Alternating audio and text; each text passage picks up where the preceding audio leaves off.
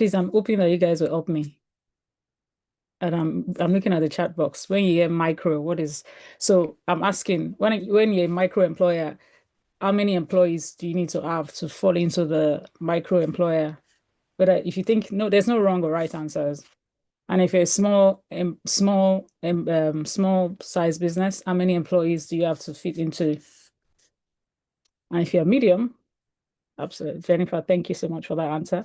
Any other person? And then what is small? What is medium? So Jennifer says, okay. Okay. Thank you. Thank you, Geoffrey. Thank you, Adenike. Small, medium.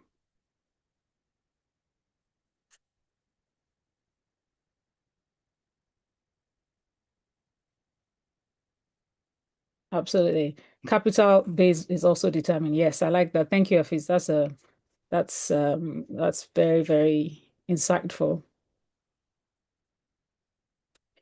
All right. So typically, a small will have anything between 1 to 9 employees, and they turnover with less than 5 million naira. So a small business owner, a small business can be just that beauty salon, just employing 5 people, turning over 700,000 a year, 1 million naira, anything below 5 million naira. A micro, sorry, and a small is any employee between 10 to 40, turning over between 5 and less than 100 million. Now, if you look at if you have been listening to the new tax law that is coming on board, if you listen to the chairman of the new tax force, it emphasizes that if you earn between X and this, you don't pay VAT. If you earn between this and this, and that's showing you that micro businesses whose turnover is less than 5 million, you're not expected to be, if you turn over 5 million a year, they don't expect you to charge VAT on certain things. I watched one recently where it says that if you go to a mama put to eat, they don't expect that mama put to put VAT on what you're eating as opposed to going to the place to eat where you're going to pay VAT, because the place now falls into a small business because their turnover definitely will be over 5 million naira and within that range that they are talking about. So I'll just share my slide and we'll start from there.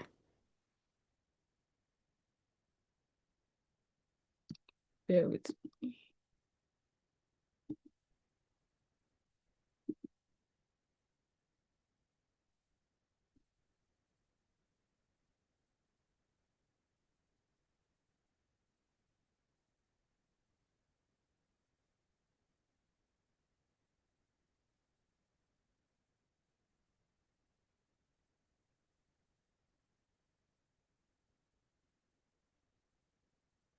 Right. So today we're talking about culture, compliance, and growth, the HR blueprint for MSMEs, you know. And when we talk about human resource, most small businesses would think, oh, so anyway, let me go through the agenda. So we're going to talk about the state of HR in Nigeria, MSMEs, right? The overview. Then we have 3 pillars we're going to look into, which number 1 being culture, number 2 being compliance, number 3 is growth. Then how do we integrate this pillar to build a holistic blueprint and the best practices? And then we take question and answer and the key takeaways that we want to take away from the program. Oh, God.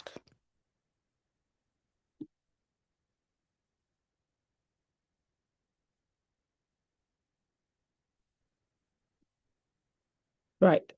So if you look at this, the state of HR in Nigerian MSMEs, right? We have 70 to 80% have no formal HR system. And if you're a small business or micro business owner, does this, you don't have to fall into this part. We say 72 to 80%. So you can indicate in the chat if you have any form of a formal HR, whether you are skipping your HR records in Excel, in Google Drive, whatever, please let me know in the chat if you fall into this or if you don't. And then most HR responsibility fall on the founder. Imagine if you just have 4 employees, you automatically take on the responsibility of human resource because either you're not, you don't have the finances to employ somebody or you don't think that is necessary. And then poor HR contributes directly to weak performance, which leads to low engagement in resulting an output of 40%. Also, sorry, it also leads to high turnover within the organization. I'm trying to remove this bit. Okay, this is good. So high turnover due to poor HR cost about 30 to 100% of the annual salary. And I'll explain what that cost, where that cost comes about, right? And then non-compliance causes fine, different things. If you look at compliance, sometimes we don't even have to go to the big part. As a micro business owner, sometimes compliance is just complying with your local government authority. There are certain things that you have to pay for. And in human resource, there are certain compliances that you have to be in compliance of, and we'll go through that bit a bit. But typically, this is like an overview of how small businesses, micro businesses are affected by poor HR structure, not being able to put the right HR structure in place. Is if there's no HR structure, no matter what it is, it affects the output of an employee. It's just knowing that something is looking after. Some people don't even have formal employment letter. They just say start work tomorrow. The employee starts, and everybody just freestyling, carry on. No, there's no debt. Also, I'm going to pay you X. It's not documented anywhere. There's nothing because I'm a small business owner. I don't have time to put all those things. I'm the salesperson. I'm this. I'm that. I don't have time to put this formal things in place, and it ends up coming to bite us in the back at the end of the day. Now, typical belief for small business owners is HR is for big companies, right? HR is too expensive. Hiring smart people is enough. Compliance slows down the business. If I have to do this, I'm sure you've seen LIRS strike organizations because people are not paying their taxes. That's part of compliance. Once you employ people, whatever their salary is, I know the new tax law now says that if people earn below, I think 800,000 or something, they don't get taxed. They don't get taxed, but some people pay, that's per annum, right? So you have to look at all this stuff. Now, the reality is that HR is what helps business becomes big. It's your HR structure. It's how your people. Yeah, one of the biggest saying is that people are the biggest assets in your organization. So it's not your generator, it's not your nice office, it's not all those things. It's the people that push the business. Whether it's you, whether it's the second person with you, even if it's just you running your business, just running it, you are still the most important asset of that organization. Because without the person, without the people working for you, you can't, you can't be as big as you want to be. Now, without structure, even talent underperform.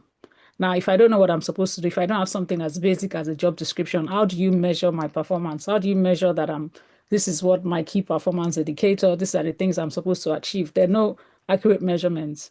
And then non-compliance can shut down organizations. As I said before, LRS can just come and shut down this is something staying my head in, I'm sorry, and shut down your business.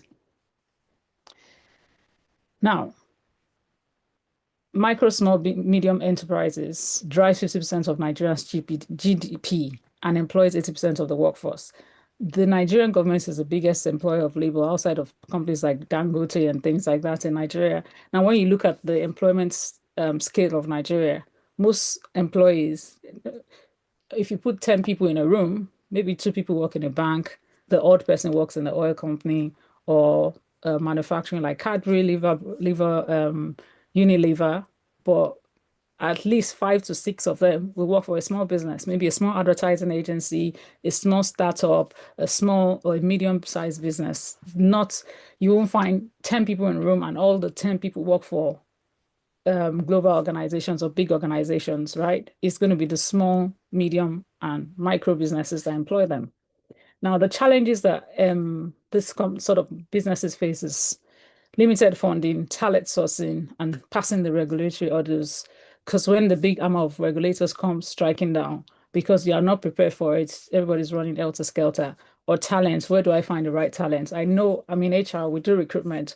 The biggest headache for any small business, even global big enterprise, is finding talent. We've had a lot of stuff affect our talent in Nigeria. We've had the Japa where everybody has run away, so we're all looking for the same talent in the same order. Everybody, whether big or small, we're all chasing for the same talent in the same talent pool.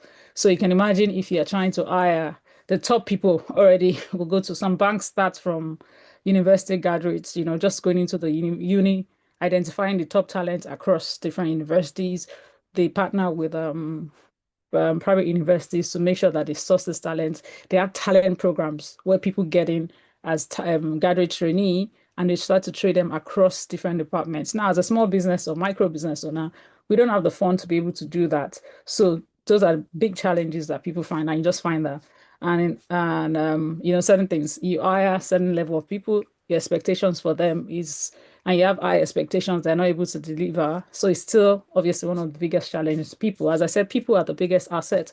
Finding the right person is also one of the biggest challenge small businesses face in Nigeria. There are opportunities like the LSCTF that gives you government programs like grants. There are different opportunities. I know that the federal government also they have the digital, they have the AI, can get AI trainings, different things that can help you as a small business grow. And again, youth talent. Nigeria is one of the countries with the biggest youth. We have the biggest youth population in the world. So I think our median age in Nigeria is 17.5. So how do we, as small business, take advantage of this small programs like youth talent? How do we get them into our business? How do we tap into this tool? Because if 17.5 is our median age, that means 60% of the population is under the age of 50, 60. So it's still to our advantage, but we still struggle with finding the right talent. How can we build using these opportunities to build our structure within our organizations without necessarily competing with the big boys who some people, their entry-level salary now is about $500,000 a month. Now, as a small business, some small businesses don't even the micro business don't even make up to $500,000 a month. So are you able to pay a fresh graduate this sort of salary? We also talk about how we can leverage on this youth, what are things we can do to attract talent to our organizations as small businesses. Please, if I'm going too fast, let me know. I will try and keep track on the chat and see if there's anything there. Now, programs like the LSCTF supports employment, entrepreneurship, and capacity building, as the host has said earlier. So you can tap into, this is one of the programs helping you, just doing this capacity building, training small business owners on how to be able to tackle things like employment issues, talent management, or any HR or compliance issue that relates to human resource within the organization.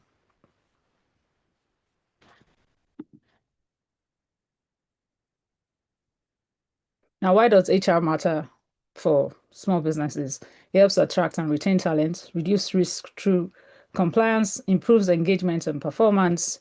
Now, SMEs with structure, HR grows faster. I always say to my clients, the thing about small business is that we have to be there. As a business owner, you hear people, I can't even travel. Oh, I have to go somewhere. I don't know. I can't leave my business. The business is going to fall apart. Now, the reason why the business will fall apart is because you have no structure. You're not there. If you're not there, you are the business. You can't have 5 employees and you say you can't take a break. So most business owners, that's their song. Oh, if I leave, my people can't do anything without me. Because everything revolves around you. You have put everything through, as opposed to revolving around a structure. So once you have a structure HR, typically your business will go 2 times or 3 times faster because you have put in the right structure in place. Now, the first pillar we're going to talk about is culture. Now, when you hear culture, what comes to mind? Or if you think of organizational culture, what culture? Please, can you hear me put in the chat? What company comes to mind when you have company culture? Let's put that in the chat because I'm just curious. I'm curious to know if anybody knows about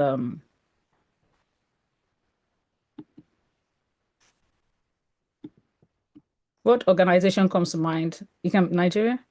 Yeah, the way a company operates. Now, Emmanuel. So the way a company operates, but that's fine. That's a nice one. But think of a company that comes to mind, a Nigerian company that I think once you see something about them, that's that bank or that's that organization, something about them.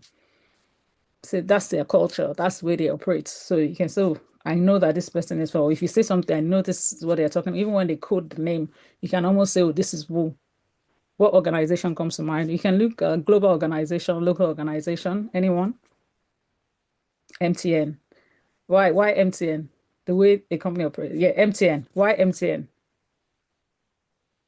Is it their color? Is it their whatever? Yeah, the yellow color. Absolutely. Love it.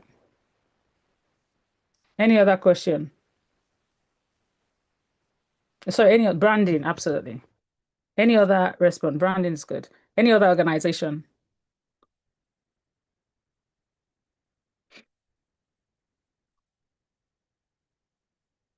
Google. I love it. Google, apart from their branding channels, apart from the branding of Google, what else comes to mind? Because Google is one of those top global organizations that when you think of Google, what else do you think is apart from their branding, there's something that Google is known for?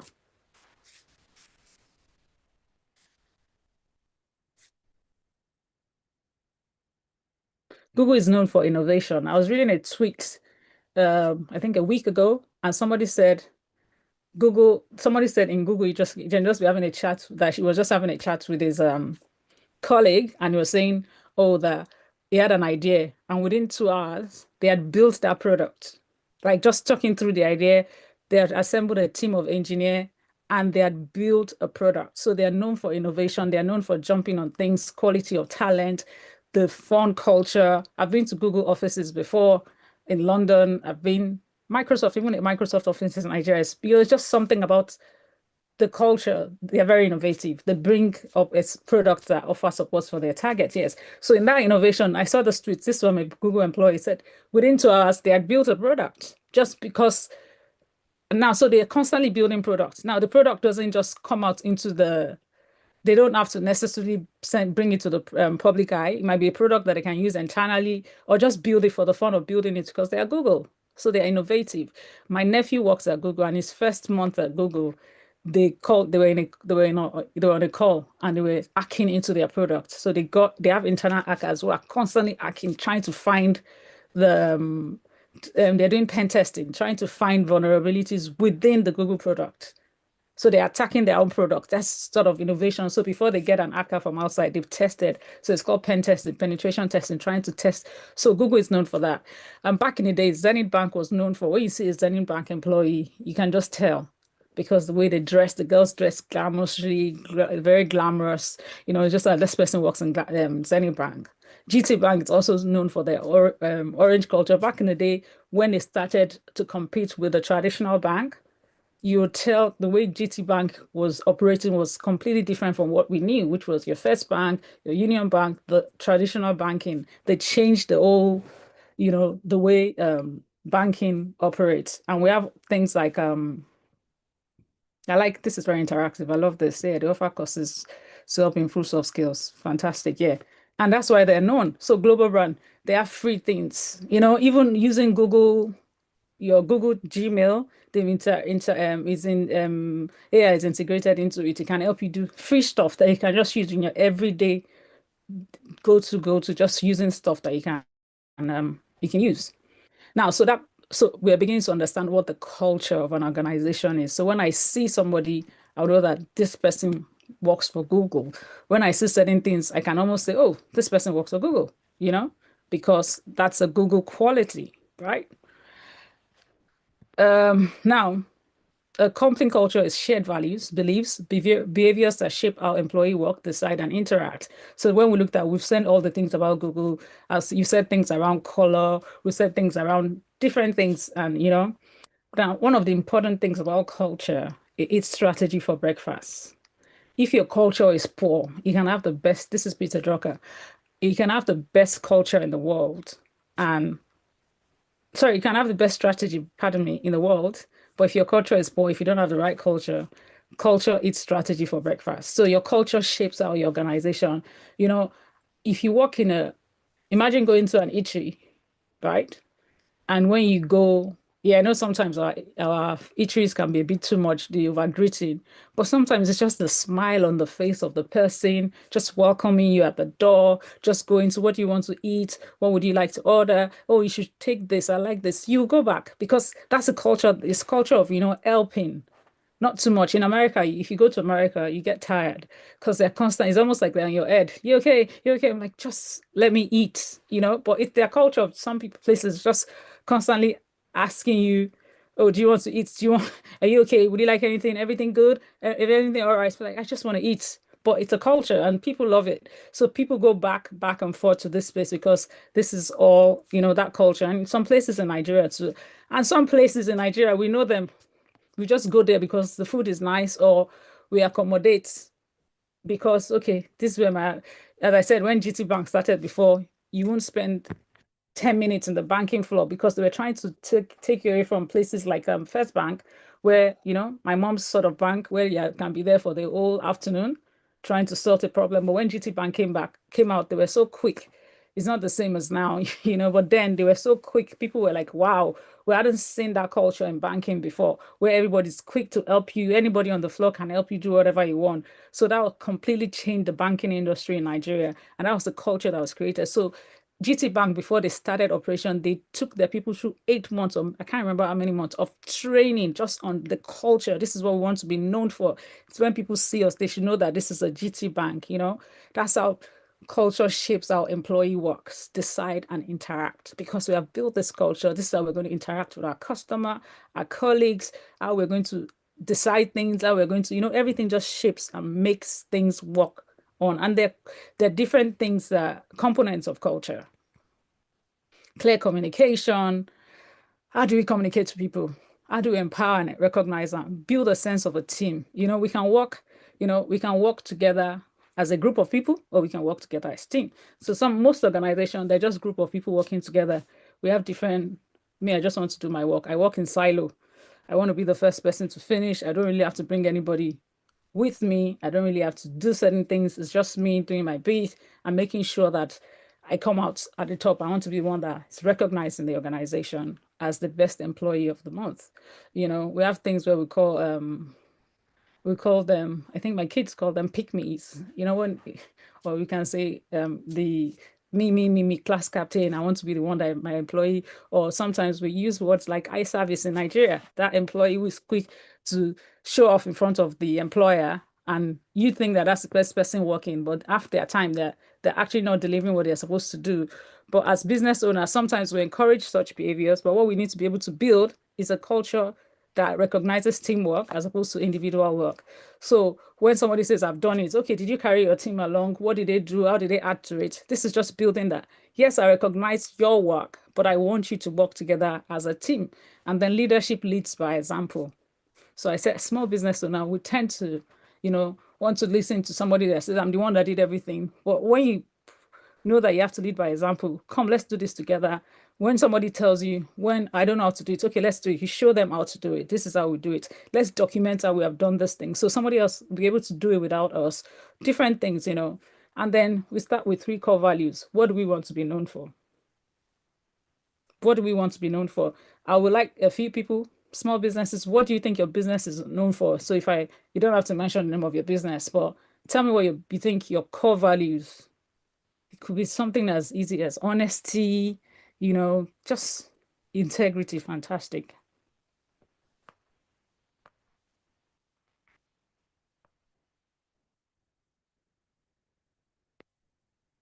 Agility, excellence. I love it.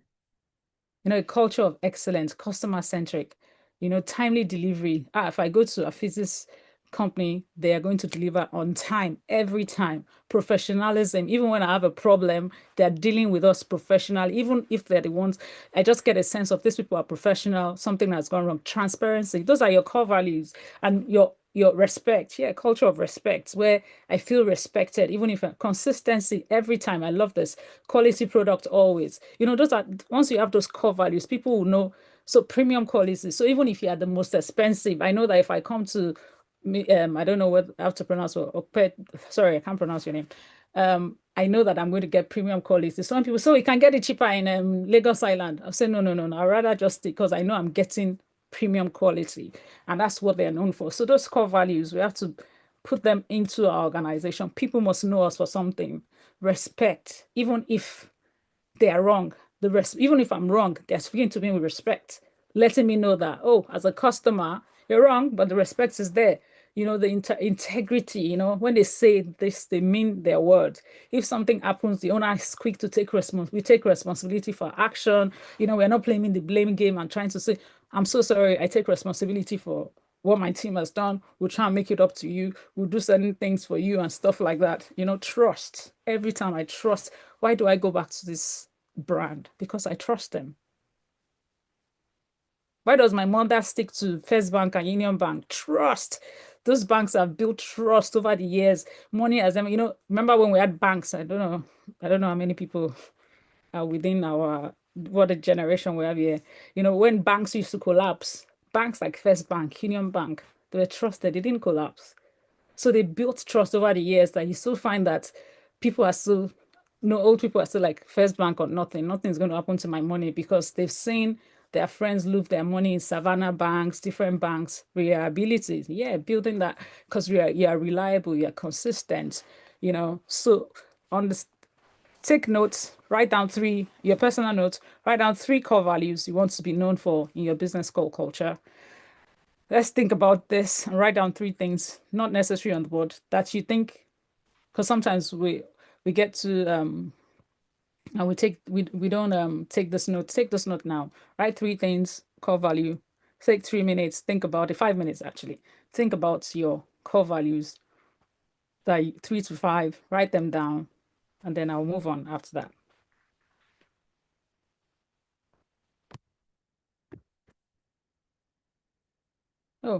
Oh, thank you for sharing that. I wanted to keep it private, but I like that. Integrity, promptness, and customer centered. The customers are the art of our business. So if you're customer centered, you've already won most of your customers. Now you're going to get their customers who are never satisfied. But if 80% of the customers are satisfied, they know you for your integrity, they know you for your promptness. Even the unsatisfied customer, because you are customer centric, you are still going to kill them with kindness from your being customer centered. So sometimes, yeah, difficult customers come into, they're ready to just cause chaos. But the way you start to deal, your employees know that this is what we are known for. Even if somebody is shouting, your culture is showing through, that person now begins to feel like a fool, like, okay, I think I'm taking this out of hand. These people they're actually saying what they should, they're doing what they should do. So once we train, in Nigeria, it's not our natural, what's the word now? It eludes me. It's not our natural sense to have certain things. Customer service is not really, so we have to teach our people integrity, trust, quality, faithfulness, the quality, we can rush, we say this thing in Nigeria, anyhowness. So something we don't measure. So when you tell somebody that 2 teaspoons of this, we will say we just use our sense. You've laid down you have written down these things. This is our recipe. 2 teaspoons of sugar. I'm just using sugar. Somebody will just use the hand and put the sugar because it's anyhowness, right? But if you are consistent, you are there. Must be 2 teaspoons of sugar. It must be this. I was reading, I'm always on X, right? So one person said that I can't remember what they were allergic to. So this customer had come in to say there's something that you put in your product. I think it was a smoothie. And I wish I remember that tweet. I'll have used that screenshot here. You had put in a smoothie and you had put something that they were allergic to. And they apologized to the customer. They went back and they did their investigation and found out that somebody had made smoothie with the same. Oh, you saw it, right? Yes.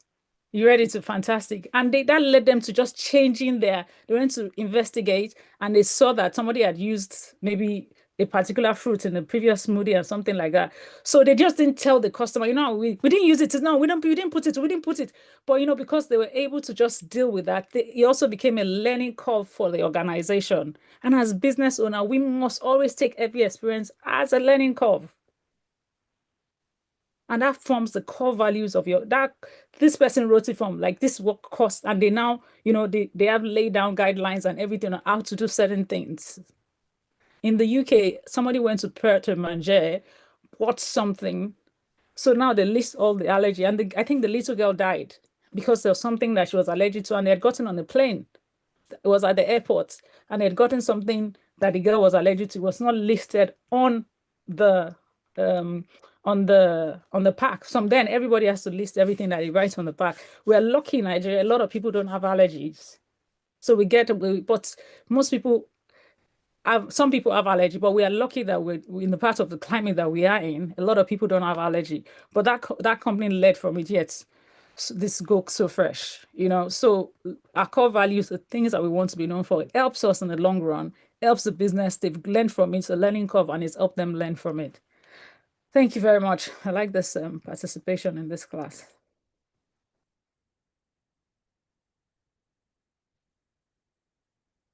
Now, the typical when we look at challenges, right, in organizations that affect us as small business owner, limited fund, use free digital tools. There's so many, and then our almighty AI. There's so many things that can help us. I think in the last 2 years, businesses are so fortunate now because you can use ChatGPT, we can use Google, what's the Google? We can use the different free AI tools that you can use to build different things, diverse team, encourage inclusion and DEI practice.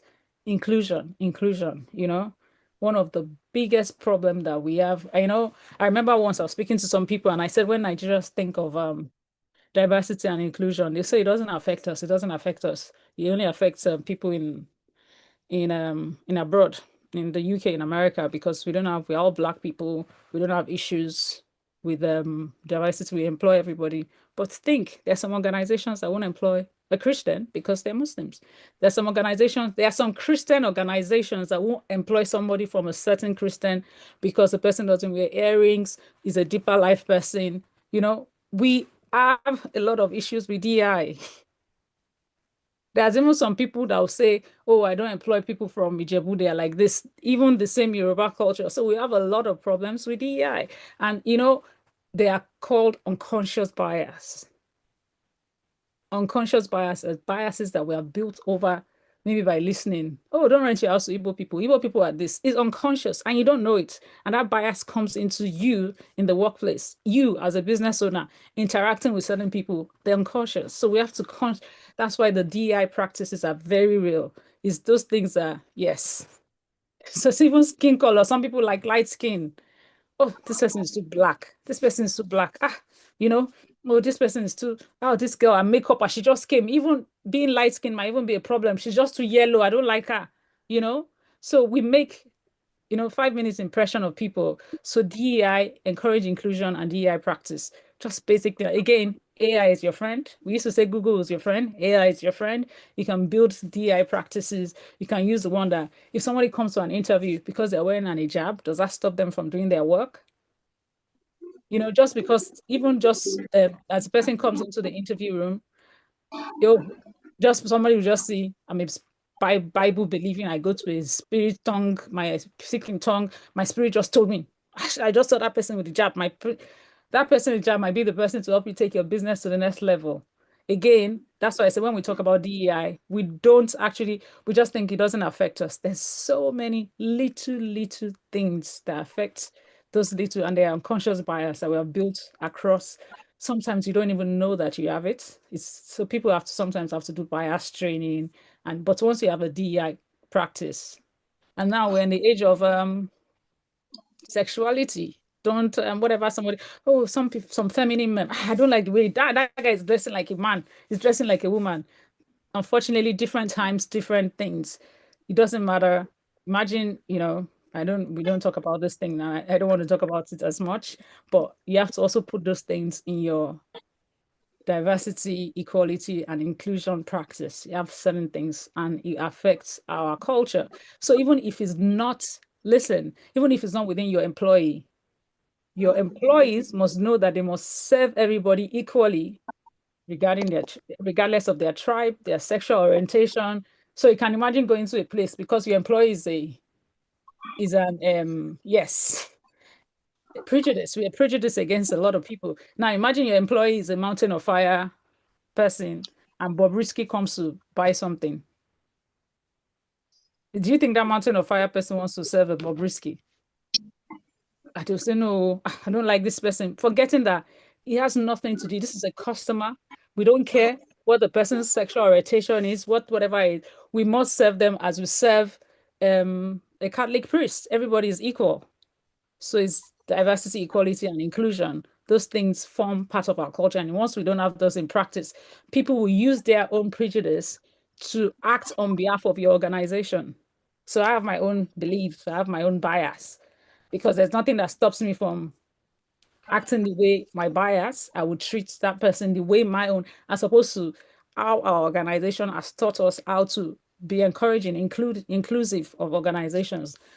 Now, remote work, back in the days, I've been in recruitment for more than 20 years.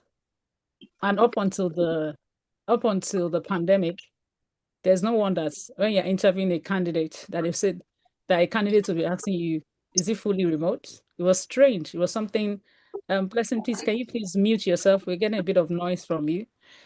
Um, there's no time that the candidates will say, is it fully remote or is it hybrid?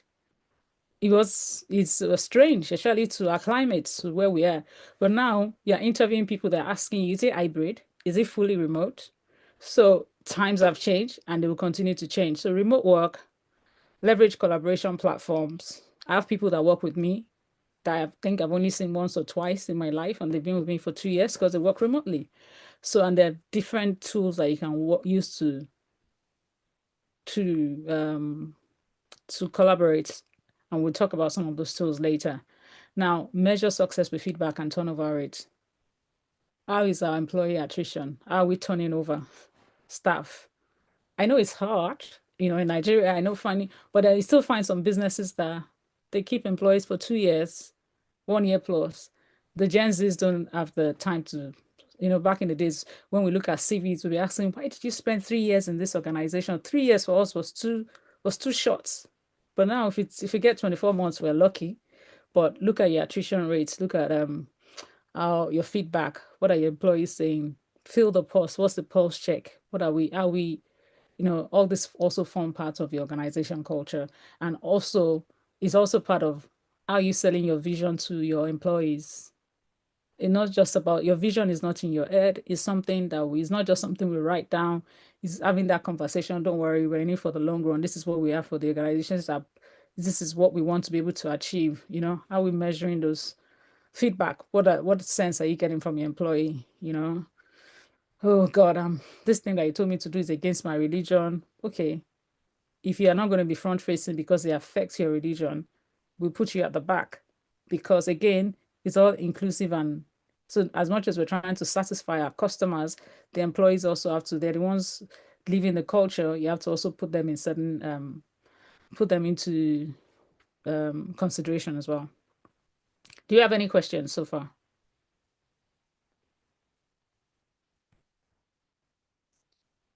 Now, there are HR red flags in small businesses that also affects culture. As I said before, no employment contract. Oh yeah, start work tomorrow. Your salary is 50,000 naira. Okay, start work. Accountant, this person is starting. Salary is 50,000. Oh, actually, I'm the accountant. I'm the HR manager. I'm the business owner. I'm the accountant. I do everything. So I've written you somewhere 50,000. Founder is a decision maker. If it's a one person, just you, and maybe the second person is coming in. But once you are more than, say, very common, absolutely. Once you are getting to a point where you have one, two, three, four, every decision does not, you have to give people power. And I'm saying it without truthfulness. I don't make decisions. I leave people. Once I employ you, I think that I've employed you because I trust you. I trust your qualification. I trust your judgment. That's why I've given you an employment. That's why I've brought you into my business. So when I hinder you from making decision, then I'm doing you a disservice. No performance structure. How do I know that I'm doing what I'm supposed to do? No written policies. So policy is what the Lord and Master, decide that this is a policy. If you come in late, we're deducting money from your salary. Where is it written in a policy? Was it an agreed? Did I look at the policy as soon as I came in and said, I agree with this, so I don't agree with that too. Oh yeah, today, deduct 10,000 naira. Tomorrow, deduct 5,000 naira. And we have small businesses are guilty of it. I have my own vices. I have my own fault as a small business owner, but everyone's guilty of it. high turnover without understanding why. Your whys are the top faults that we have put there. That's why people will leave. They just stay, stay, stay, stay. Some people will take your job, they're there. So they're also different type of employees. The ones who are completely unemployable. So everybody's leaving, they don't leave because they know they can't find another job and they are causing more chaos to your organization. Then the ones who is just bidding their time to find a nice best job, dealing with your seriousness, your professionalism, because they're using that time to look for a better job. And then when people get into your business, what is your onboarding policy? Even if it's just a document, a Word document, that even if you're not there, the next person can say, this is it, this is what you're supposed to do. This is just a basic onboarding. You have to onboarding. So these are the HR red flags. There's still more, but at least looking at these ones that small businesses deal with from time to time. If there's anything that you think I'm missing, please, by all means, put it in the, now, sorry. Is there any, before I move to the next pillar, is there any question, anything you'd like me to speak more on culture before I move to the next pillar, which is the compliance? None? Give me a thumbs up if you think I should move on.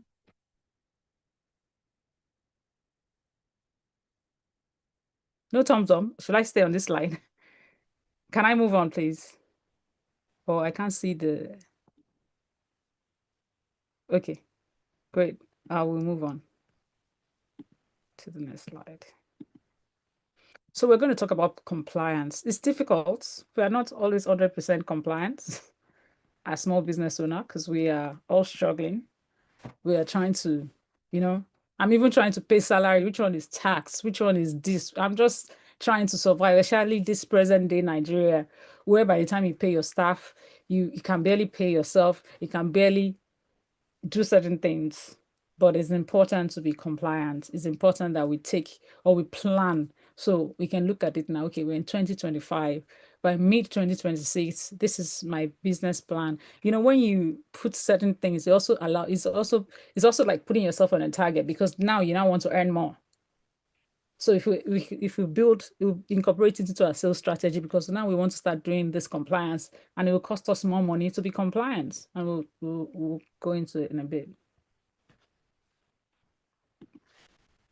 So there's a Labor Act 2024 that says that it says the basic rule every employer must work working hours, 40 hours max a week. So overtime pay.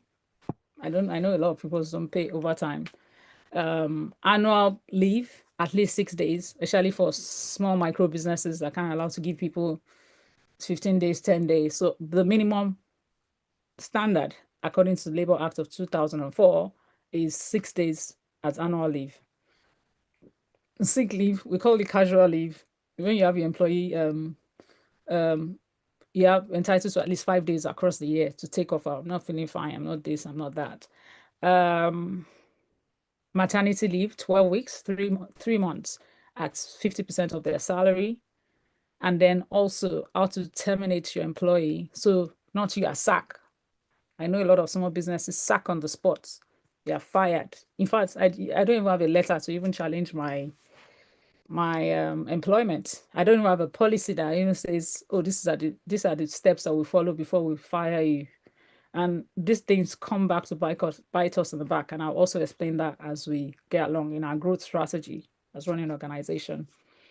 Now, even if your business has only 2 to 3 staff, so even if you just think I'm a micro business owner, we are less than 5, the Labor Act of 2004 says it applies to you.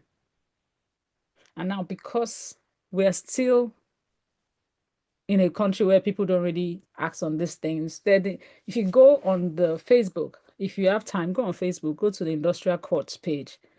They give judgments against employers daily, the industrial courts. It might take a while, but they get judgments and things like that. I'm not saying that your employees will take you to the industrial court, but once you build these things, when you're compliant, you are mitigating against the risk of ever being in a place where somebody will take you to court or whatever, take you to an industrial court to file an action against you, or file a claim against you. Then we have the national minimum wage of 2004 as well. Sorry, 2024, I beg your pardon, which says the minimum wage is 70,000 naira, which is our new minimum wage, right? And every employer, no matter how small your business is, must pay that money. Before before when they did the act, I think there was an act when the last salary increased, but that was an act, and that gave they said you have to have maybe like 5 employees, but now it says everyone within once you employ anybody must pay the minimum wage, so there's no exemption. That's to anyone who works full time. So you can be fined. The Ministry of Labor can just turn up in your organization and fine you for not paying. If you have a whistleblower that goes to whistleblow that you don't pay, as long as they're full-time employees, you must pay that minimum wage. And we also have the Pension Acts reform of 2014, which is every employer of 3 or more must open a PFA, and that's 10% and 8%. Remember, I said we don't all have money, but we must sort of make a conscious effort and say, okay, come year 2026, come end of 2026, these are the compliances I have to put in place for my business. We have the Industrial Training Act Fund that puts that allows you to put, I think, 1% of your income into the total of your payroll. So that's NSITF. Even the same thing with industrial training fund as well. Then employment contracts is required within 3 months. Those days of, as you said, somebody also said most small businesses are guilty of that. You must have an employment contract within 3 months. I'll say before somebody starts work, they must get an offer. They must look at that offer. They must see certain time of their contract, and both of you must agree to it. Some people will come back and say, oh, what does this say? I want this to be spelled out explicitly, so I know.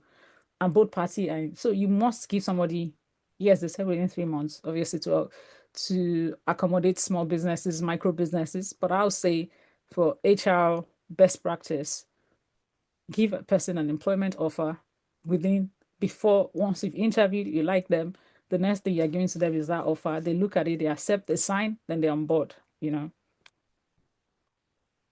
then compliance checklist. We have payroll and statutory remittance. So payee tax, pension, National Health Fund. We have the ITF, all the statutory, and then proper record keeping.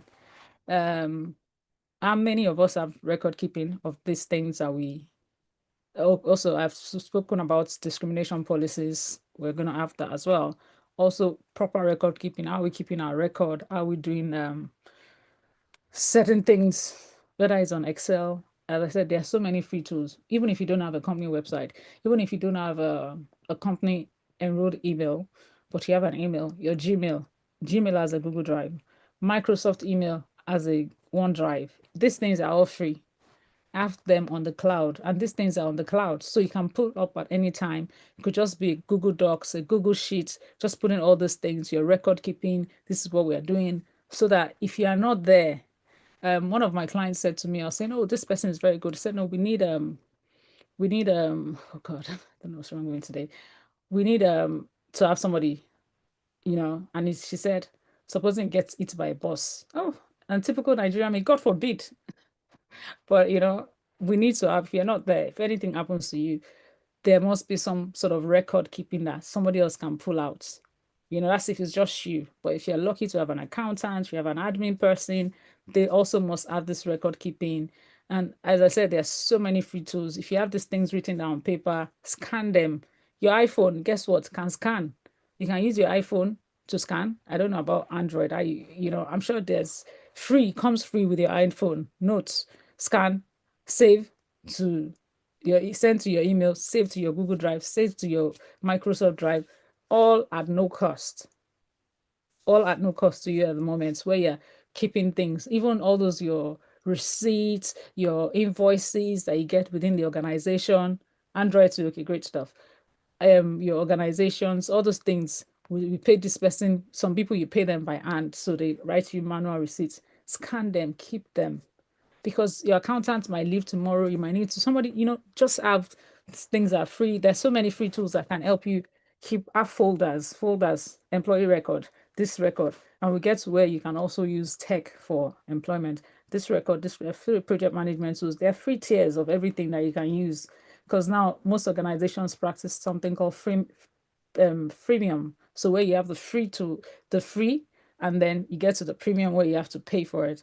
But for small businesses, 1 to 10 people, you can always be on the free tool for as long as you want until you're ready to add more bits of the software or the tool to your business. Then you have to start to pay for it. Now, misclassification, avoiding common compliance pitfalls, right? Is mistakes, pitfalls, is misclassification of employment types. Now, when you say employment types, what comes to mind? I'm just curious. If anybody knows what employment types are.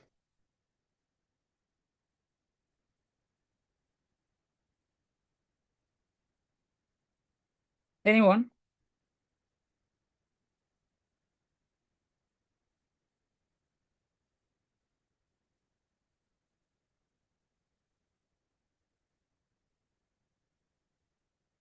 Full time? Yep. Contract staff, part time, absolutely.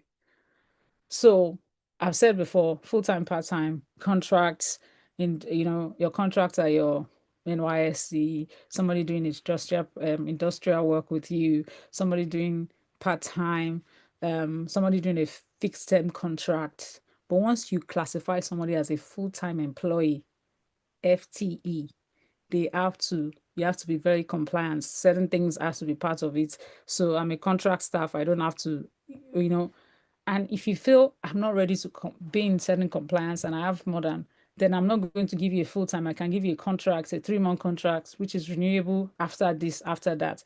Again, don't forget that that's just to remove you from certain compliance, but there's certain compliance, whether they are part time, full time, that you have to pay the minimum wage to. So you have to look at different regulations and look at how it applies. But don't miscast. Don't go and put somebody that you want to employ for just 3 months when you're writing their letter. Don't go and say you're full time, because again, it can come back to bite you when you want to terminate, when that contract is over. You're not seeing somebody for 3 months and then you have given them a full time employment. And then you have to go through, oh, but I've not finished serving my probational period. You didn't put me through probation because you have just used a standard template.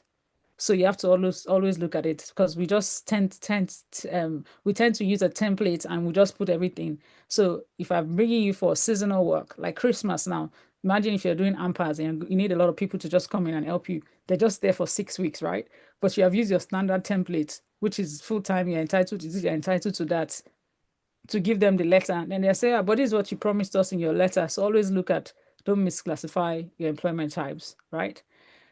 Termination without due process. Most small businesses, guilty as charged.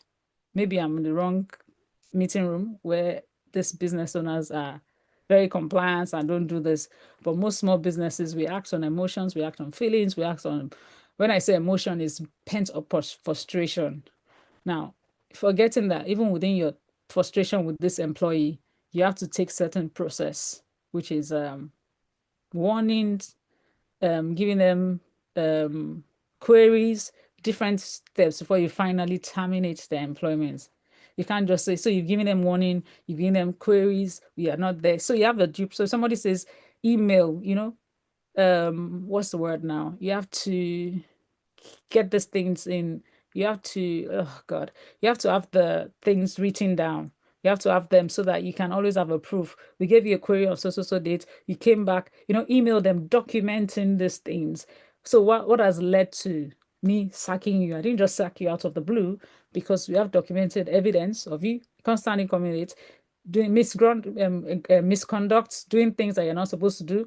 We have, and you email, say, even if you don't have, if the person doesn't have email, because obviously it's not every organization that can have employee, write it out, but the soft copy is somewhere where they sign, accept, scan it, put it on your drive, where you've said to them, you came late, you did this, you did that.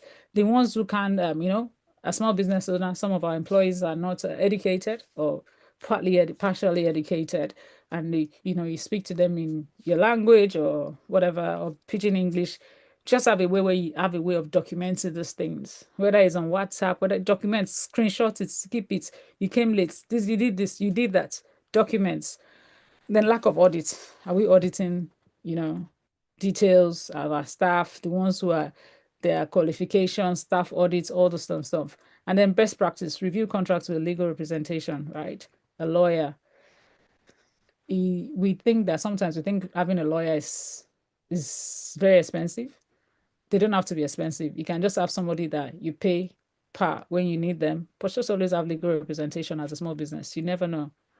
You're running a small business, you're doing business with other people. Some people might just decide that they don't like the look of your face and they're not going to pay you what they have owed to pay you. You have your lawyer write to them formally. Contracts as much as your tenancy contract, tenancy agreements, things that we just tend to do by ourselves and we sign the dotted lines. That in Nigeria, most of the common ones that we hear about are the record label and musicians, where the musician is so happy to be signed onto a record label, they sign their life away. And then later, when they start, they now realize, oh my God, I'm stuck with this record label. Then it turns into a fight. It's the same thing in every aspect of our life, whether it's business, whether it's just getting legal representation to look at certain things. Okay, any questions in contracts before we move to growth?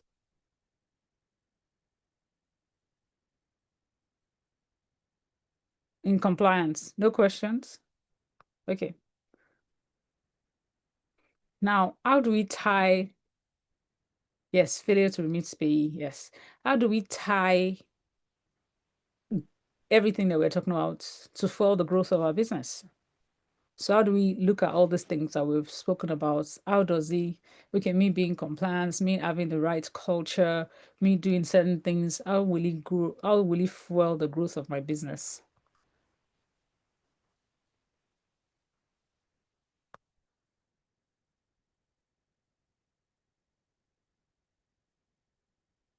Okay. So cost-effective hiring channels. What do you think is the best way to hire for your business? Somebody please answer that question. The best way to hire for your business.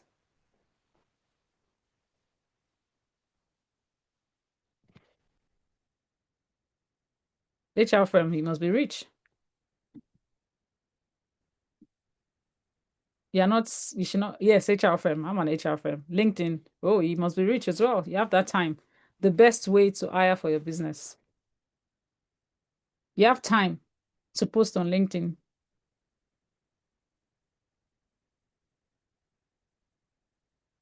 Referrers, I like that. Who is your best referrer?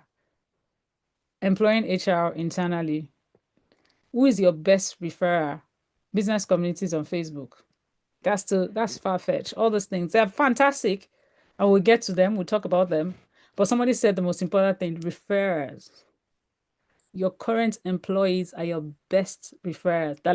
They are the magnets. Yes, they are the best referrers. Magnets, because if I want to, somebody gives me an offer, I want to reach out to somebody, even on LinkedIn, say, what I'm applying for a job in your organizations. When they have coppers on board, will they be subject to pay?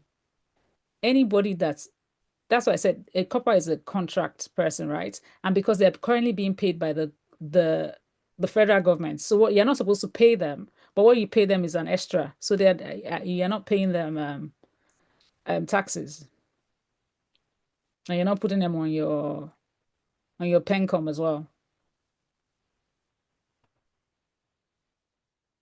No, no, no.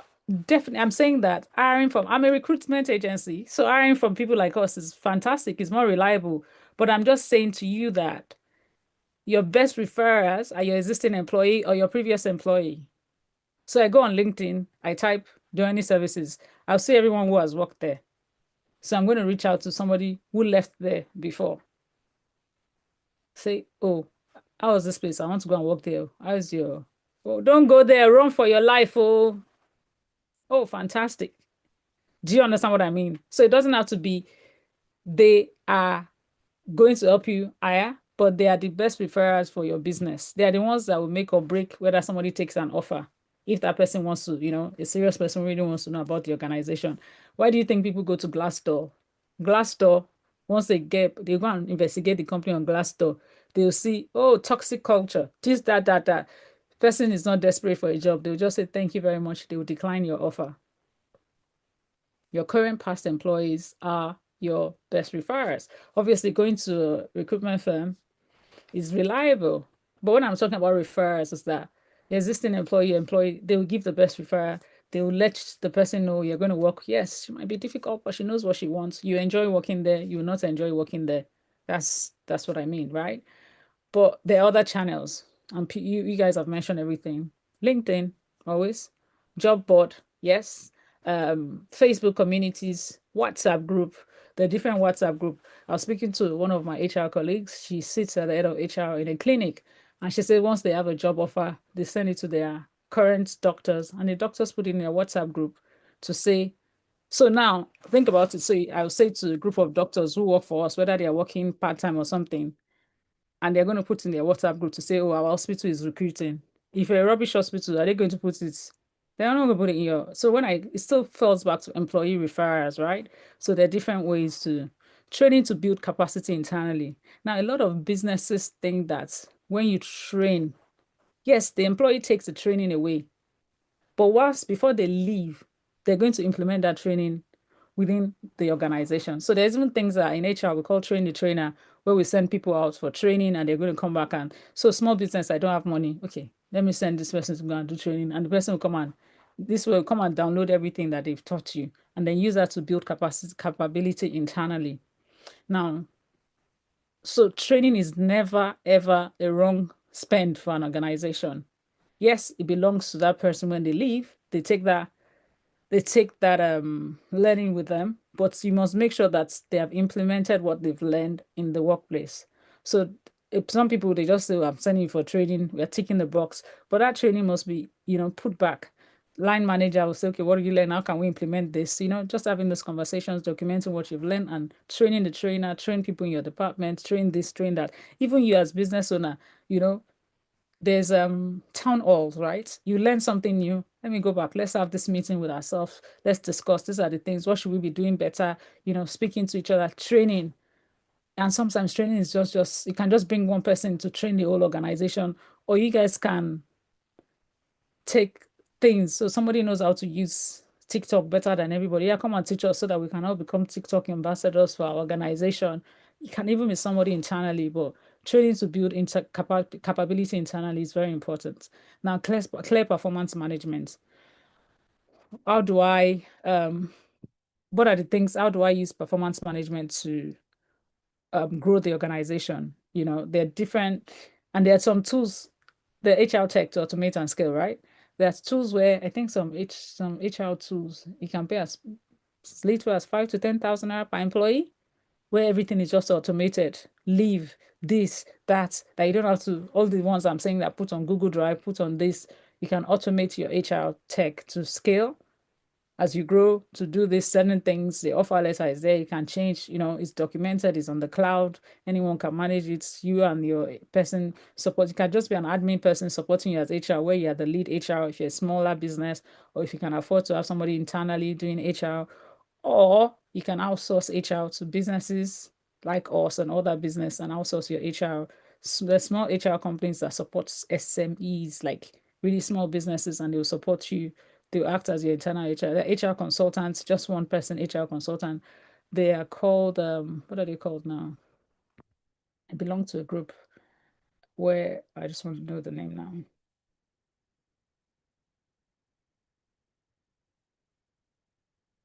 Fractional people.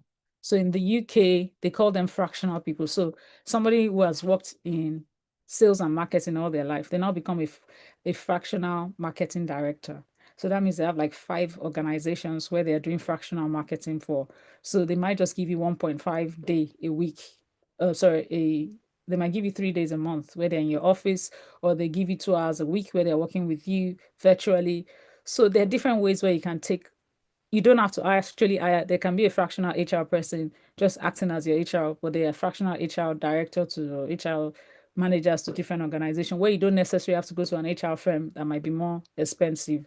So there are different ways to get through with this using HR to grow your business. Now, align HR goal with business targets. When you're planning in big organizations, workforce planning is a big deal, right? So we want to make every HR activity supports a revenue or cost savings. So this year we want to grow our revenue to 2026 is the end of the year. So I'm sure we're all planning what we want to. We're doing our strategy. This is what we want to do. So we're saying we plan all our revenue, but are we aligning HR goal with it? Are we aligning our workforce planning? So we're saying we want to say maybe you're currently on a 50 million naira turnover, but you want to double that by next year, 100 million. So how do you double from 50 to 100? You're going to hire at least one salesperson or a salesperson to support what you are doing. Because if you are doing 50 by yourself and you want to do, so that's how you align HR goals with a business target. So this year, we're going to hire top 5 salespeople, or we train existing sales team to achieve 20% more. So we're going to, so guys, we're doing a training. The training is for you to increase. So after that training, we're increasing your target to be 20% or to be 50%. So your monthly target is now X because it has to get to our targets, So when we tie performance management to business targets, we know it's bottom line because sometimes we get carried away and we're writing performance, you must do this, you must do that to achieve. But at the end of the day, it's business target, right? We want to achieve, is our bottom line.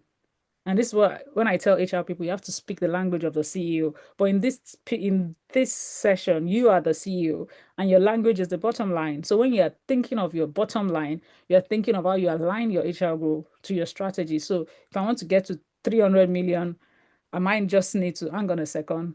Our current crop of salespeople, do we have anybody to get us to that level? Should we get a fractional salesperson? Should we get somebody doing contract sales for us? How can we achieve? So you must align those business target with your HR goals, right? And then retain through perks, career paths, and recognition. So how do we retain our staff? Perks, what can we give them? There's a program that's one of our client, they're called Sure Gift. They have cards that they give to employee, cards that you can give them. Christmas is coming, times are tough, or support, what can we do? Career paths. What is the career path? Is there a growth for me in this organization? And that's why as small businesses, most people leave. If I look at it, we're 5. The CEO. Okay, I can't take the CEO's job. I've gotten to where, well, now when the CEO begins to sell a vision to me that says that at the end of next year, I'm going to own the division and I'll be the head of the division. And in that division, I'm going to have 5 people reporting to me. So I'm more likely to stay because there's a career path for me in the organization as opposed to we're just freestyling daily. Okay, this is what we just want to do this. So it's the growth. People want to be associated with growth. You can see how people are proud of theirs, small businesses growing, becoming large, becoming this, that is the career path within the organization, knowing that I'm going to be a manager. When I'm a manager, 2 people will be reporting to me. I'll be reporting to the CEO because we're going to have a new division. But if you just one way, there's no career path for me. So I'll be looking for ways to leave the organization and recognition. Employee of the month, employee of the year, stuff like that. Well done. Thank you. There's a book that I read that is called The 1 Minute Manager. It's a very good book, and I encourage most business owner, because we are called the owner managers, right? Because we own and we manage. Now, the 1 minute manager, it catches you doing the right thing as opposed to us. It's a natural way of life to always say, I knew you were going to do it wrong. I was just waiting for you. I knew it was going to be wrong, right? But the 1 minute manager is a praise. Say, oh, wow, how did you do that? Well done. I saw the way you did that. Well done. Thank you so much. And I've consciously learned how to say thank you, well done to my colleagues in the office, right?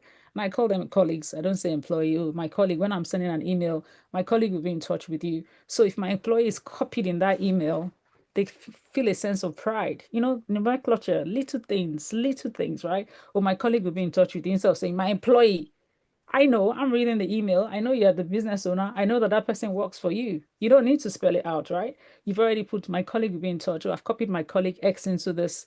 It's just that, it's little things, that retains Well, I like the way my employer impressed me as their colleague. When we're in meetings, they introduce me, they let me take charge. They're listening, they interject, and so or they ask question. Oh, sorry, Omolola, do you have anything to add to it? Do you have any questions? You make them feel important, recognition, right? Now, when you think about return on investments, there's a revenue per employee, right? There's retention rates and there's trading effectiveness. And there are calculations to how we do our return on investment, right? So if you look at let me give you magic numbers. So revenue per employee, total revenue divided by number of staff targets, increase by at least 15 to 20% yearly. So example, 300 million divided by 20 staff is equals to 15 million per person. And then next year we want to aim at 18 million per 18 million next year, right? So that's your revenue by employee. So I have 5 staff. I'm making 300 million. I'm dividing it by, sorry, I have 20 staff. I'm making 20 million. Sorry, 300 million. I'm dividing my revenue per employee. So per employee, I'm getting 15 million naira per person because the total number of employees I have and my revenue, right? And the next year, I want to increase my revenue. So what is my target revenue per employee? Return on investment, ROI. When we say we're buying a car to shorten our circle for whatever we do, whether delivery, whether this, we're going to look at the return on investment. This car, even though it's costing me, I think the average cost of a car now, if you're buying brand new, those Chinese cars, they're about 70 million or something like that. So let's say you want to buy a car, 70 million. What is your return on investment? Because now it's no longer, well, I just want to have this car for luxury. Sorry, madam, please, can you please mute yourself, Madam Miriam? um, is looking at the return on investment. How much will this return if I put 70 million naira, whether on a car finance or on a consumer finance onto the business, and there's a monthly income I have to pay towards that consumer finance. How would I, the same way you have to calculate your return on investment per employee, right? And then we use of employer of record. We call it employer of record, yes, but we call it outsourcing. A lot of people outsource. So you're going to a state, you don't need to use an employment organization. So I want to go to Ibadan, but we want them to do sales for us in Ibadan. So we don't necessarily have to have a base. So that we just want to have more people in Ibadan buying our products. But how do we manage them? Should we use somebody in Ibadan to just hire and manage them for us, even though they work for us? Or we need to have contract staff, but we don't want to put them on our payroll because we don't want certain things. So use employer of record or use people like HR outsourcing firms. I know my time is fast running out. Now, founders and managers role, right? We have culture ambassadors. You are the number one, in a small business, you're the number one culture ambassador, right? Live the company value every day. When we talk about kids, we say that children learn from what they see. So if you tell a child, don't steal, and you go into the shop and you steal, they're going to steal, even though you say don't steal, right? It's the same way. You say in our company, respect to customers is very important. Yet an incident happens, and you, as a business owner, you're the first person to insult the customer. Believe me, the next time a rude customer comes into the shop, me as your employee, I'll be insulting that customer as well. So as a culture ambassador, we must live and breathe the culture. And then there's a one person that is also joining us on the culture. They must live and breathe the culture, right? Compliance champions, they must, you're the compliance champion. So you must lead pay slips are correct, little things, you're paying your taxes, you're doing this, leave records are updated, safety rules are followed. You can't put people in danger and there are no safety rules. Health and safety, I forgot to mention that in part of our compliance. Health and safety, or you can't be cooking food for people and your people are not wearing gloves. There are little things that you must champion it. So somebody has done something, they didn't go and wash your hands. No, I didn't see you. I've washed it. I washed it. No, no, no, no. Do this, And then decision makers for fairness. In everything that we do, we must be seen as a fair employer.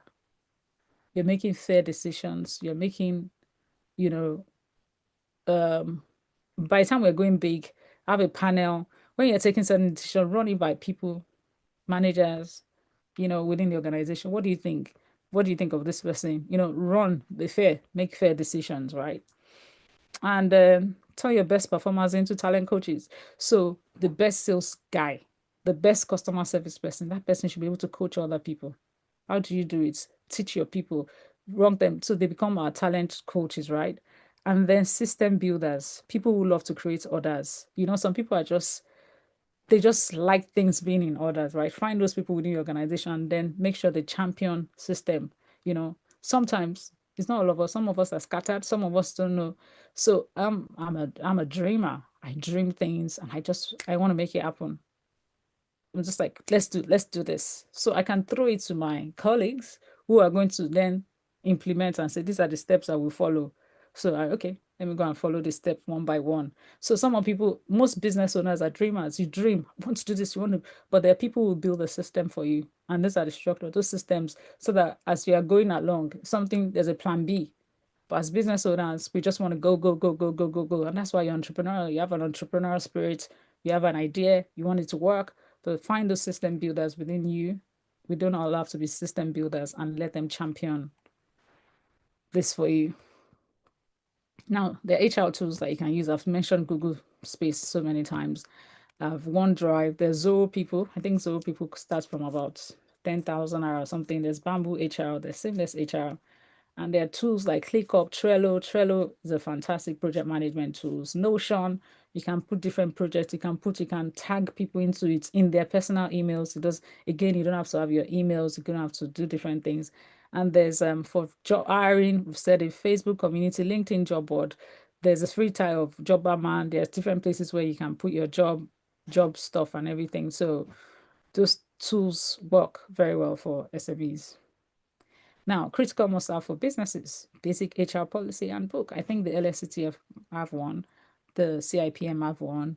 There's free ones and basic, again, at certain level, your basic can work. Then as you begin to grow, you can then get a consultant to help you write one. Standard job description, standard. What are the 5 things that this person should be doing? Write it to achieve. When they do this, what are the outcomes that they should achieve by doing this? That's your KPI. And that's how you measure that leads to your performance management, right? So if I say every day tables must be set by 7 p.m., set tables every KPI, tables 100% of tables set by 7 p.m. By 7 a.m. That is how you measure. So by 7:30, if tables are not set, as that person performed, if you look at their key performance indicators, are they failing at 50%, at 100%? And those things lead to your performance review. So performance review is not done based on, I don't think you're doing your job, based again on feelings, on emotions. They must be documented, they must be written down. Payroll and statutory remittance, employee onboarding system, disciplinary and grievance measure. How do we undo disciplinary measure? What are our grievance? If I'm aggrieved towards you, the MD, how do I deal with it? Is there a measure for me to say, this is what you have done as a business owner? Because don't forget that we're the Lord and Master, we are the business owner, but we should have different ways of, their guidelines are free disciplinary and grievance procedures online that you can download and you can use. But as small business owners, it's important that I know that I'm able to put a grievance across to my employer. Now, when they're good HR within businesses, this is how they correlate with business performance. Structured HR equals to 3 times faster revenue growth. Engaged team at 21% more productive. Compliance reduced 60% of legal issues. Strong culture. Strong culture is 200% better long-term performance. Strong culture. I remember you listing those things that you listed out earlier. Consistency, reliability. It's 200%. I'm going to come back. Look at all the businesses that you go back and even some small one-person business owner on Instagram that you constantly go back and you refer your friends to, go to this person, she's very good. It's the accuracy, the timeliness, the quality, the level of service, it's 200% better long term, so it is important. So that culture, that's why Peter Drucker says culture is strategy for breakfast. So you can have all the best strategy and your culture is so poor and it's just not going to it's not going to give you your returns that you're looking for. Now, culture supports compliance, right? How do you integrate culture, compliance, and growth? Um, Compliance enables safe growth. Growth reinforces culture. As you are growing, your culture, as I said, that one person on Instagram ends up building, now having a shop because their growth is part of the culture, and the growth, they're integrated, and they're, just reinforces their culture. Build one HR manual covering these three pillars. Now, these three pillars, once we know that our culture is the first front, that's the first thing I see when I come into an organization. Once I come into it, where everybody's face, imagine I'm going to, let me even think. You know those people that do birthday surprises? Can you imagine calling their customer service? Hello, yeah, yes, okay, yeah, we can do it. Okay, are you going to, in fact, the phone call, you won't be tired. When somebody upbeat, that person that picked up the phone, good morning, yes, yes, yes, ma'am, yes, we are able to do it. Yeah, what time? That upbeat where you're feeling little things. You message somebody on Instagram about, oh, what is this? Before they answer you, or they answer you coldly, you just lose, you're just not enthused to go on with this. So once you build your culture, your compliance, and your growth, they enforce each other, and you build an HR manual. As I said, simple steps, baby steps. And as you begin to grow, don't go and you have 5 employees, have 2.5 of them are have SSC, only two of them are university graduates, and you go and write a 100-page, policy manual. How are they going to read it? How are they going to understand what they're reading? So there's a time and space for everything. As we begin to grow, small businesses grow. Dangote started as a small business. He had a vision. Now it's the biggest one of the biggest brands we have in Nigeria.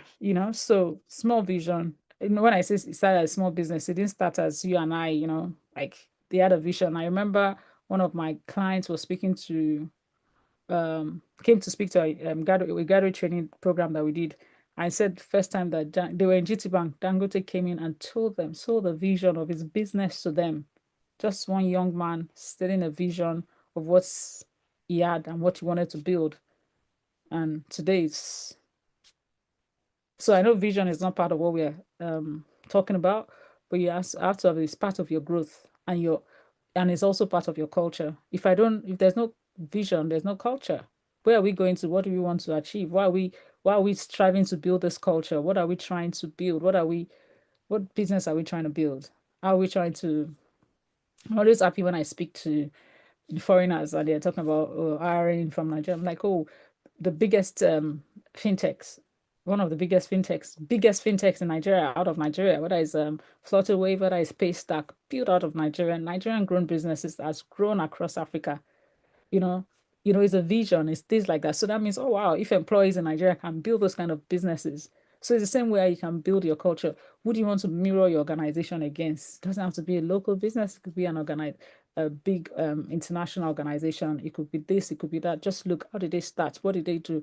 So in building that vision and growth, yeah, and you build all these things into your policy. Again, don't go and write a 300, 100-page policy manual that people are not going to read, and they're not going to implement, or you or yourself, you're not going to implement any of the things that you've put in your culture. Now, transformation story, sorry. Before HR, high turnover, founder is overloaded because you are everything. Everything is in your head. There's nothing put down. What do we do? Okay, what did I say we do about this? Okay, this is what we do. Confusion, weak performance. And after HR, employee understand their expectation. As I said, job description. I know that this is what I'm supposed to achieve. The stability and accountability, the stronger output. Founders become CEO and not firefighters. Now, CEO are chief executive organization. You are now running an organization. Your business is growing. You're not than two people, three, and you're not firefighting. You know what firefighting is?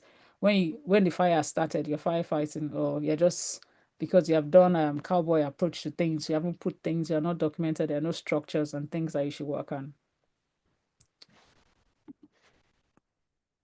So this is the first 30-day HR improvement plan that we've put together for you. Week 1, HR audit plus employee database. What do we have? Do we have anything at all? What is our HR audit? Do we have any documentation and HR at all? So audit what you have. It could be one paper there, two paper there. Our employee database, do you have employee record? Can we go back and see who worked for us 3 years ago? Is there data of this record? Week two, roles, job descriptions, and KPI. What roles do we have? Do we even know? Do we even, is there a small organogram that you yourself, you have even drawn?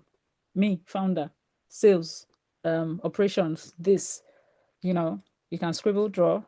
What are the roles? What are the job descriptions? And what are their KPIs? So week two.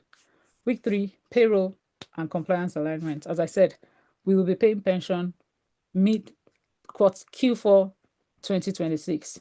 Q1 2027. We have to plan towards the growth. But payroll, this is our remittance. Whether you like it or not, even if you're not doing it monthly, at the end of the, especially if you're in Lagos, LRS is going to come for you. And now with the new tax law, they will get you regardless. So make sure that you're doing that. Then week four, launch performance review for team HR orientation. So you've done everything. We're now going to talk about talk to my small business, my colleagues in the office to say, this is what we're going to be doing. This is how we're going to be doing. And consistent when we start to do it, it leads to a turnaround within the organization. So for me, I think the key takeaway is everything that we've learned today, how we're going to go back and do this 4-week plan across our organization, our culture, the things that we want, those 3 to 5 values that we want within our culture, and then look at the compliance that we have. Where are we not compliant? How can we start to build this compliance? Can we set targets on where we want to be compliant within the organization? When is our targets? When is our start date? So it's end of the year. I think this is the best time to be having this side of session as we prepare for 2026. And we think that 2026 is going to be a fantastic year for our businesses. But how do we? So I know I need to have the right employee in place. There's a saying, you have to, this square pegs in round, square pegs round, whatever, and stuff like that. How do we find the right people to take on this job? It's a candidate-driven market because there's talent shortage, but how do we find the right talent? I said earlier that how do we begin to look for talent, especially in a talent candidate market where both big businesses, small businesses are all struggling in the same talent pool. Some people are paying 500 and I'm barely struggling to even pay the minimum wage. So what can I do? Can I go to schools? Can I go to College of Industrial Tech, Polytechnic, and look at people that can, when they're on holiday, work part-time, NYSC people, university undergraduate, apprenticeship. When we think apprenticeship, in the UK, a lot of people, my nephew-in-law did not go to school. Yes, square pegs and round holes, right? Thank you. Square pegs and square holes. Yeah, thank you. In the UK, some people don't even go to university. They do apprenticeship. So when you're doing your apprenticeship in an accounting firm, for example, you're doing your ICANN. Nigeria, before, people didn't have to go to, you can do certain things and become a chartered accountant. Now we have too much, there's too much liability on, obviously, because of our educational system. Even the university graduates, we are struggling with them as well. But you can then go to uni and start to work, find a university that you're close to, build a relationship there within things that you do, build a relationship where they send some of their people to do their IT, to do this, where you're constantly filling gaps, build a graduate training thing within your organization where you can get graduates fresh out of school, take them through, that, okay, as these ones are leaving after 2 years, and some might stay because they have a career pathway. This is how you can tap into this young talent pool that we have in Nigeria. And even secondary school, some people in secondary school, because of technology, they're so smart, they're doing different things. You can start to say, okay, holiday jobs, come to holiday jobs, make sure that there are safeguarding rules when you bring young kids into your organization, safeguarding, and you put that in policies. Your employees must know these are kids. There's certain things you don't say in front of them, certain language. So you can tap, as a small business, there's so many ways you can tap into the talent pool. If you are struggling to, hire somebody that wants 300K and maybe your monthly turnover is 500,000 and you have to pay other people. So look at different things that you're able to do to support your business. As I said, this is the right time to sit down, think about 2026, put plans together and see and give yourself quarterly goals. Q1, we'll have achieved this. Q2, we'll achieve this. By the end of the day, your people are the strongest asset. And if you can build on the strong asset that you have already, I think you're 80% into the race. And the other 20% will be your making sure your operations and everything works. On that note, I would like to say thank you very much to everyone this afternoon. Your participation has been excellent, and I would like to thank the LSCTF for having me today. And I'm open to taking any questions. Thank you. Thank you very much, Mar, for that insightful session.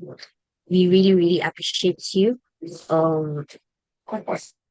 you have any question, please you can indicate in the chat box or you can unmute and ask your questions. She's open to any questions. However, as we are waiting for those questions, um, Mrs. Erefa, someone asked if you run HR courses that you can enroll for. Yes, we do. We do. Yes, we do. And our website is www.hrexpoafrica. You can leave you can just drop an inquiry. We'll send you, because I think we currently have the 2025 calendar on there, but 2026, I'll type on there. And So, ma'am, everybody you can can. find me on LinkedIn as well. Sorry, I'm on LinkedIn. Please look for me on LinkedIn. So you can just write out websites in the chat box so everybody can get Yeah, that. I've done it. I Okay. think Ruth raised her hand. If Ruth is able to. Yes, Miss Ruth, we have unmuted you now, so you can ask your question. Good afternoon. Good Well done, afternoon. ma'am. Thank you. So, as regards recruiting the best hands, I run a Yes. bag making company, Okay. and yes, Somachi Bags company, and we produce from scratch. Okay. So, my biggest challenge has been getting the best hands, like you did explained, and the one of my experiences lately was because the people who work with me, they are actually good, but they are not educated. Mm. They are good, they have the technical know-how, but they are not educated. So it's been a lot of work, trying to manage them and and still keep them working for you. Yeah. So I have one of them who did some jobs and made a mess of the bags. So, Okay. and while that job was rejected, the job was rejected, and her parents came. I didn't say anything because what I do, I work with how do I say, the locals around, like Okay. tailors around. Okay. So sometimes they don't have the machine. I give them machines. I just show them what to do. And if the senior girl is around, she also shows them how to join those pieces together. So this particular girl has the machine with her. And when I told her that this job has been messed up with, she didn't return my machine. Now, in this situation, what would have happened? Because I told her that I'm not punishing you for messing up with the job. I'm not asking you to pay for the materials. Bring the machine so that we can find a way to sort this out and maybe do a better job for this client, because of course the client can sue us for a refund or something. So, but return the machine, and then the people were gathered saying no, they won't return the machine, that she has worked for me, I'm supposed to pay her, you know. Okay. And that became a sorry, I'm taking too long, but No, that's right. it's been, yeah. So I had to give her 10,000. I gave her 10,000 and I said, okay, send my machine. I don't want to escalate this matter. Now, the second question. Okay, what this question now? How am I supposed to handle this situation?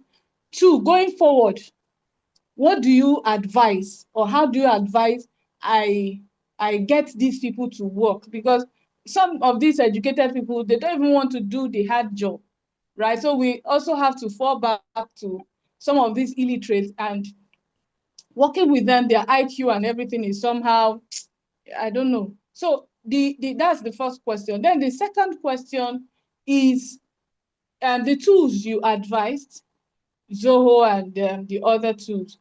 Now, since these people are not educated, they're not even the techie people, how do you even use these tools to manage them? Okay. Right. So Yes, thank you. your first question is around procedural manuals and policies. So what is your Yeah. policy for when I give you a machine? Is there any written documents? Is there a guarantor that stands for you that knows that you're taking this policy, you're taking this machine, but based on, so what is the quality check? What is the status? What is the quality? Or how do I know that I've done a bad job? What is the quality? What is the whether you're spelling to them, writing it down, or you're just taking, so it's written down and you take them through step by step, and the guarantor is assigned a document to say, I'm guaranteeing this person, give her the machine. If she does not perform 1, 2, 3, 4, 5, she will not be paid for this. Or, these things. That's why I said things have to be spelled out. No matter how uneducated people are, no matter, even if you have to read it to them, if you are giving somebody a property, when somebody starts for you, a graduate, whether you're working remotely, whatever, you give them laptops, you give them everything. When they leave the organization, it's not their property. They must return the property, right? So those things must be written. Now, because these people are uneducated, they might think, oh, I'm going to hold your. Do you have a guarantor? You're dealing once you deal with this lower end of cadre of staff, there must be guarantors. There's somebody guaranteeing the employment, or somebody guaranteeing they must doing this. Yeah, And someone actually brought her, someone referred her, and did the person sign a guarantor document? Did you write a checklist of what you want from them as a guarantor? I would have to work on that going forward. Those are the things that you Wow. need to, because if I'm giving you my machinery, you have to be able, somebody must be able to guarantee you, and there must be checklist on things that I need you to do. And you as a guarantor, when I see all those documents, I would determine, can I guarantee this person? Can I be a guarantor when I see, because of failure to return, that means you will be responsible for doing these guarantors, you know what I mean? And these things, you don't even have to write it for yourself. There are companies who do guarantor for you. There's Verify Me. I think you just pay 3,000 or whatever per guarantors. They will send the form to the guarantor. The guarantor will sign it and do whatever. You can have different level of guarantor. Maybe the person should be working somewhere, which gives you comfort. So you can't just go and bring your pastor. You can't go and bring somebody who will say, please, for the mercy of God, let her go. You know what I mean? So these are the things we call structure. You're a small business. Check yourself. Yeah. I Yeah. hope that answers your question. Was that Yes, very much. Thank you, ma'am. Thank you very much, Ma. Please, does any other person have questions? You can raise your hands, you'll be unmuted, or write your questions in the chat box. okay? Someone else is. Okay.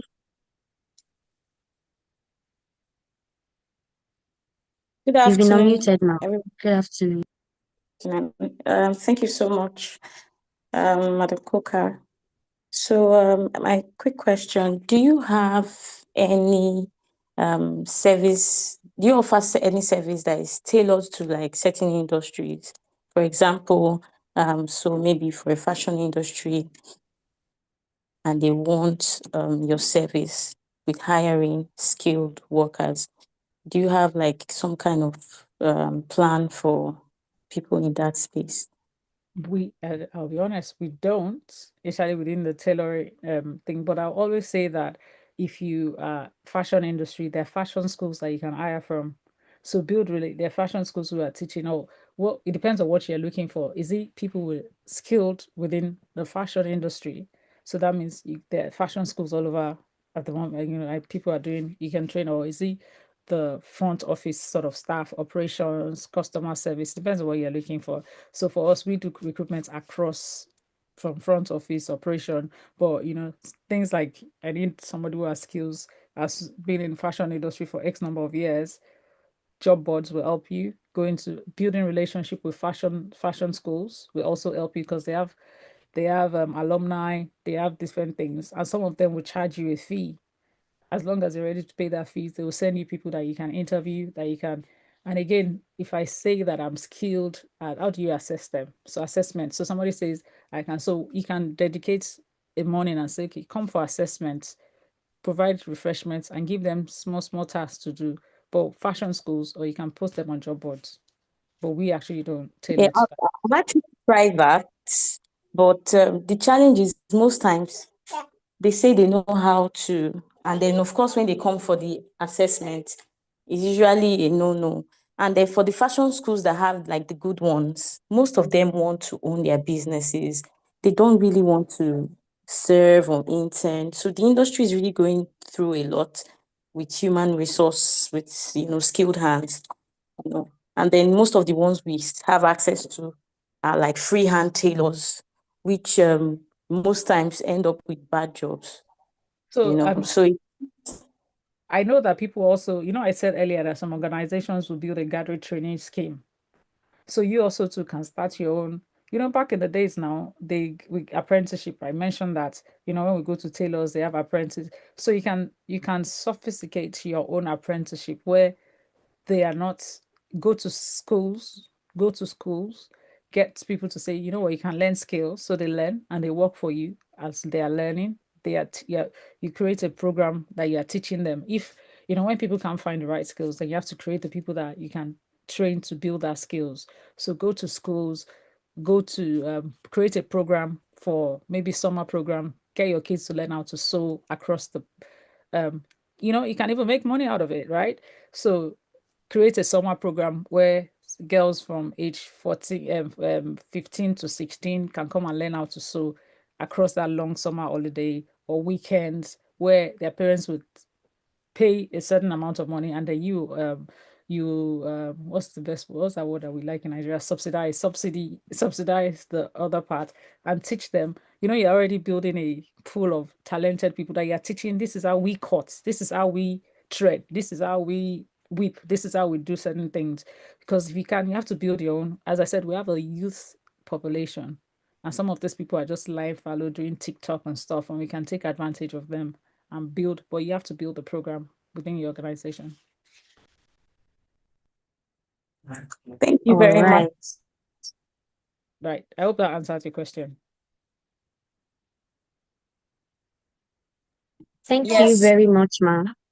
Thank you. Does anyone still have any question? And please do not forget to fill the poll that has been launched on your screen. Your feedback is very important to us. Does anyone still have any question? Yes, please, I have a If you do, question. Please, ma'am, all right. can you kindly repeat is it form you asked me to prepare? Is it guarantor's form? Yes, the And guarantor form, but you have to have certain checkpoints there so that if okay, me as a guarantor, I'm looking at it, I'll say, okay, can I guarantee this person? I don't know how your business, but certain level that you want that this person, if you are guaranteeing them to take my machine, but even then the policy that you're creating, so guarantor will have their own form. The policy that you're creating for each employee that is working for you, even though you say they stay away, so it's not like they're working, so they have their own shop or their tailor. For you to join our program to be delivering bags for us, this is the level of quality we want from you. Failure to meet this quality means that we deduct XYZ from what we pay you. And they sign it. You read it out to them. You get somebody there as a witness who is witnessing that you read out everything to them. And both parties will sign. The witness will sign. The witness doesn't have to be from you, a neutral person, so that when they okay, instead of bringing their parents to say just pay, as I said, the whole community is coming to tell you to pay, you say, but this witness was there when I told you that this is the quality that we expect from you. Failure to meet this quality means that XYZ, because you're dealing with uneducated people, so you have to do the extra work. okay, ma'am. Thank you, ma'am.